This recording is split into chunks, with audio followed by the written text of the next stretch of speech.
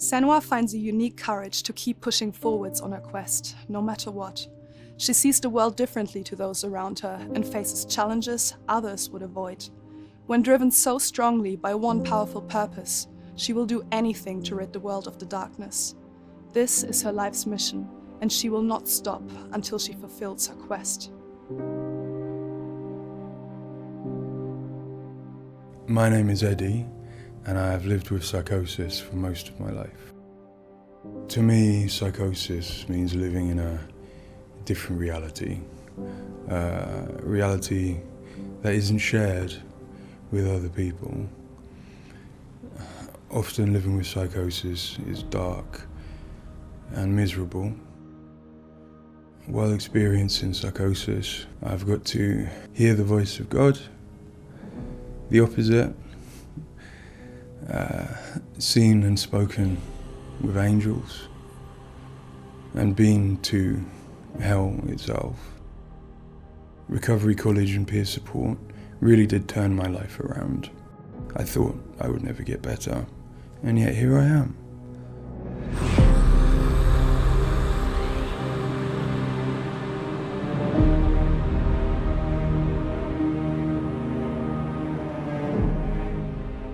The things that Senua experiences in Hellblade are very similar to some of my own experiences. She lives in a reality that other people might find hard to understand. She sees significance in symbols, in meeting people, in all sorts of things that are going on around her.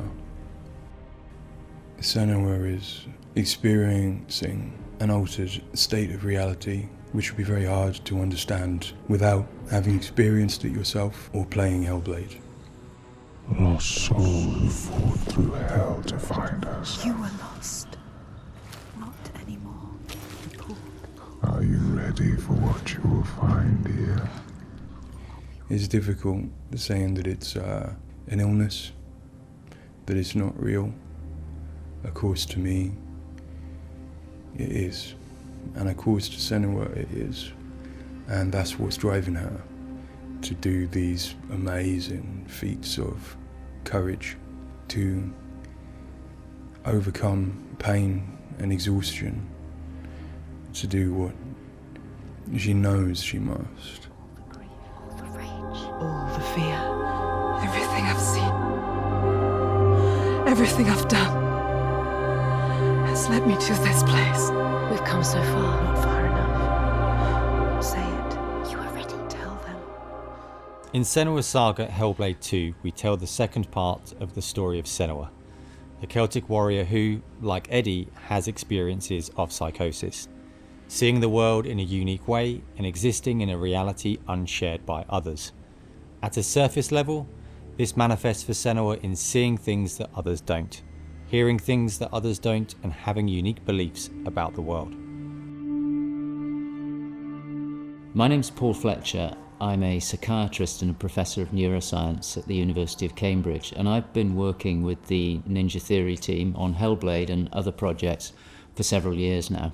I am a clinical doctor, but have also added research and teaching to my role. And in all three areas, I'm especially interested in the human brain and how it strives to make sense of the world, which is complex and changing all the time. The lake, like a mirror. You can see the reflection. Senua, like many people, experiences psychosis. Now, psychosis is not a diagnosis, although it is associated with a number of medical and psychiatric conditions. But ultimately, it's a loose description of a shift in one's experience of reality. What are you doing? Screams of the dead. There's something here. They are not. I need to find out what it is. They are. A person with psychosis might experience changes in their perceptions and their beliefs. For example, they might see or hear things that other people can't. and they might come to believe things that are quite uncharacteristic for them. For example, they might feel that somebody, perhaps somebody even very close to them, is intent on trying to harm them.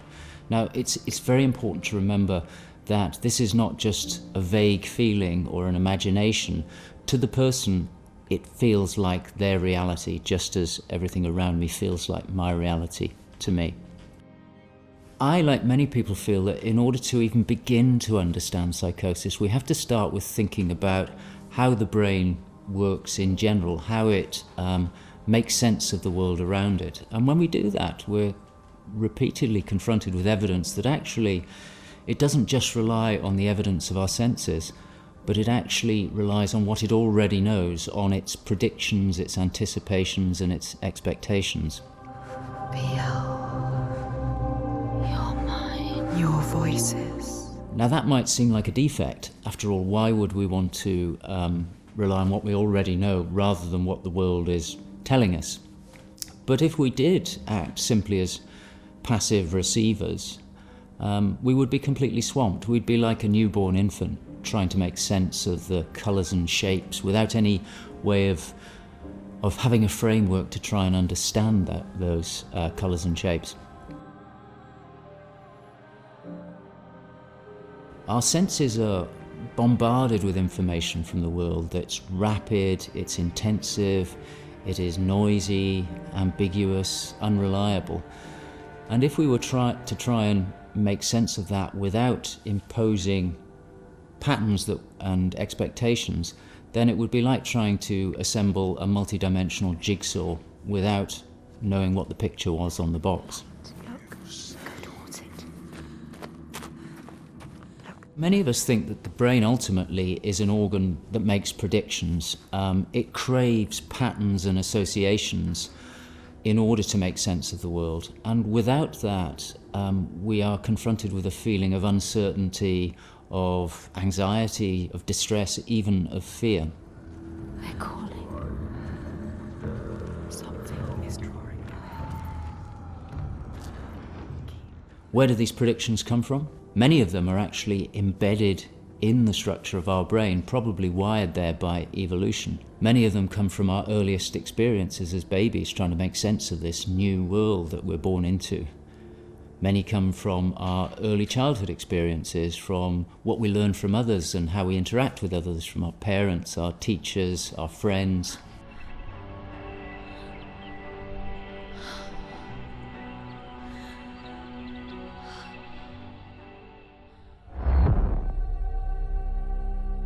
We all have a feeling that we're directly in contact with an objective reality, but it's probably the case that what we experience as our constructed model of the world is a blend of the evidence of our senses, but also what we are predicting or expecting from the world.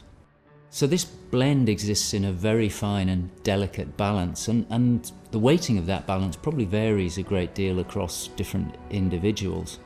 But crucially, this balance is what determines how we experience and interpret and act upon the world. And some of them are embedded in shared experiences with others, our society, our culture, our arts, even our religions and our mythologies. So for the most part, this works very well for us and enables us to make sense of the world, but it's also, being a delicate balance, it can be shifted, and it's very easy, even under the most normal day-to-day circumstances, to deviate from objective reality. A good example of this is the hollow mask illusion. All of us are familiar with a mask. We know that it depicts a face and that the inside is hollow. But when we see the mask rotating round and we see the hollow side, there is a deeper prediction, probably embedded in our brain, that facial features tend not to be hollow, that they stick out.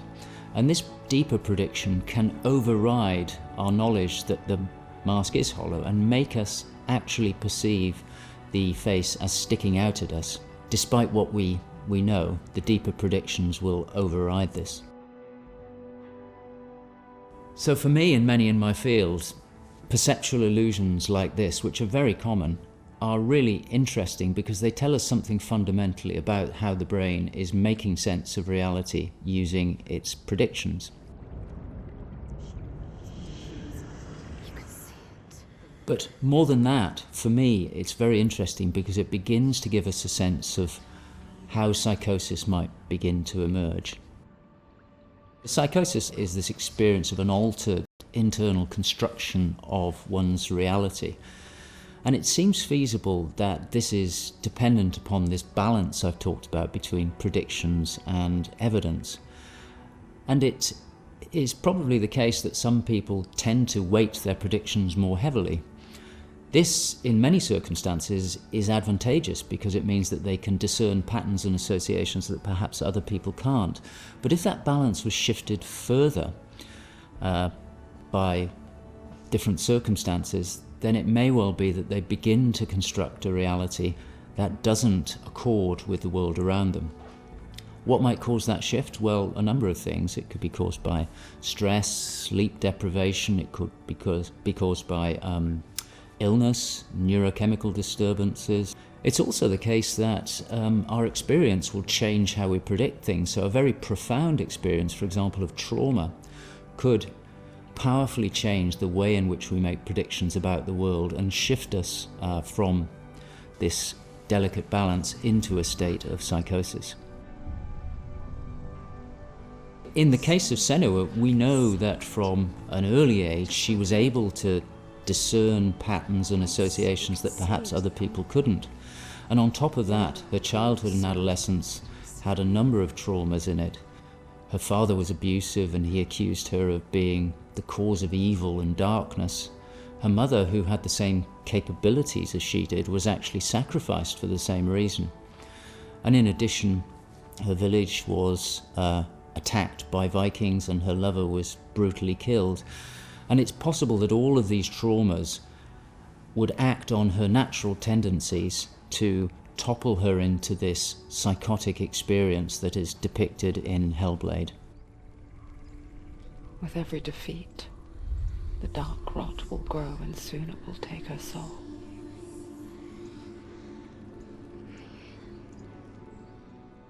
In Hellblade's Senua's Sacrifice, we find Senua discovering and understanding her experiences.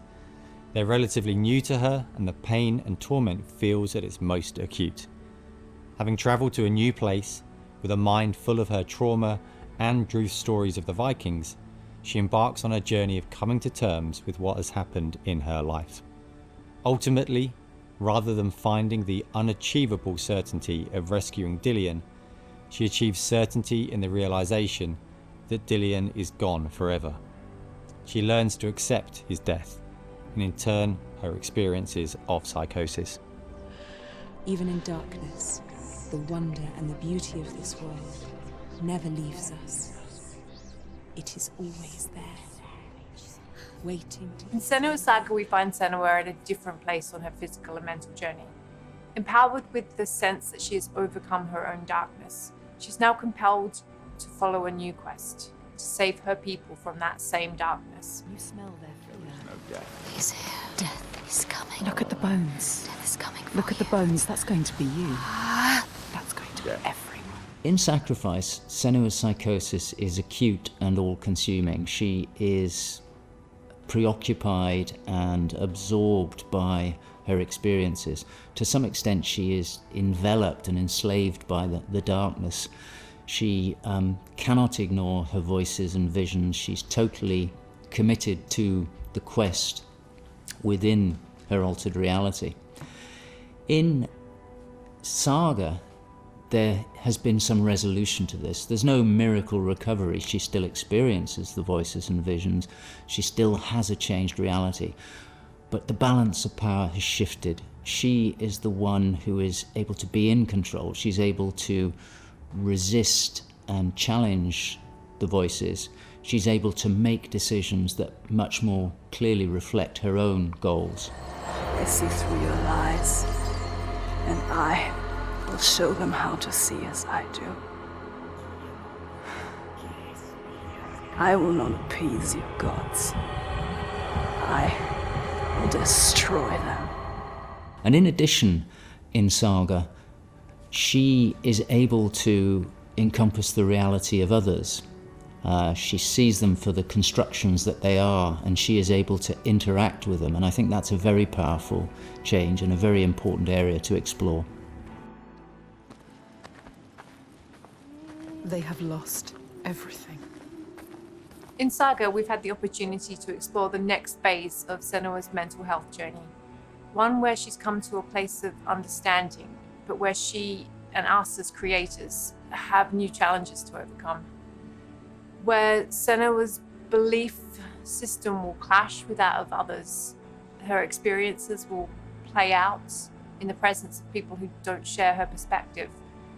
And where she feels a new sense of power in being chosen for the quest, but also a new weakness, bowing underneath the weight of responsibility that sits on her shoulders. Wait.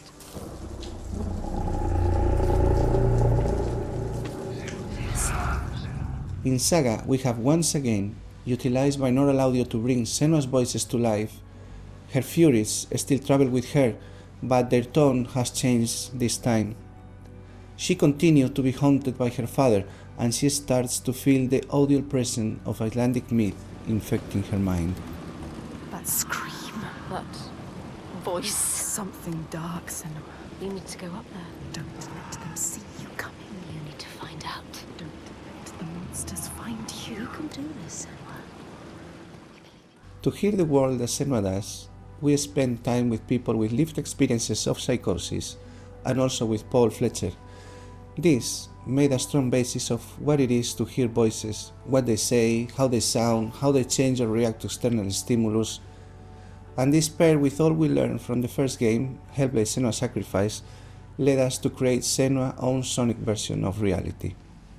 To me, it's a privilege to sit in a room to play our game, and as we progress, hear their comments, thoughts and suggestions. Each one provides a different perspective, and I find especially inspiring and humbling to hear from Eddie his own experiences. Especially, I find he has a way of putting very complex emotions, situations, in a very simple yet poetic way, and it's really inspiring for me when I'm thinking in Senua's journey. We use binaural audio to bring 3D space in the headphones. This allows to experience the voice hearing and other sounds with a physical sense. Also extremely important is the performance of the voices, and for that we have been collaborating with Helen and Abby, our Furies. They are the most prominent voices of Senua. The way we perform is important as well, allowing for freedom, movement, creative input from Helen and Abby, and also important to have with them conversation and spend time talking about the journey of our character.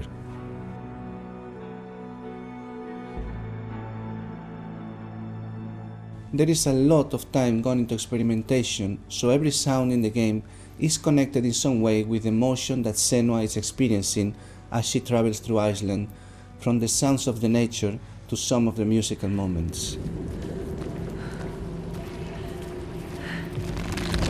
What's a sign? Beyond of its uniqueness or not, I find that for me, something extremely important is to create a connection beyond the game. So in understanding Senua's own reality and going on a journey with her, I hope our players will understand better how people experience reality different, and in doing so, I feel, we break those walls that keep us distant and lonely. My brothers used to come here to practice fighting. Sneak out. Follow them. For Saga, in order to bring Senua's experiences of hallucinations to life, it was very important for us to listen to people's real lived experiences. It was then a case of thinking about how Senua's world and reality might look when faced with these types of examples. This would have been impossible without Paul Fletcher and amazing people like Eddie and Kathy, who've been so open and honest about what they have been and do go through on a day-to-day basis.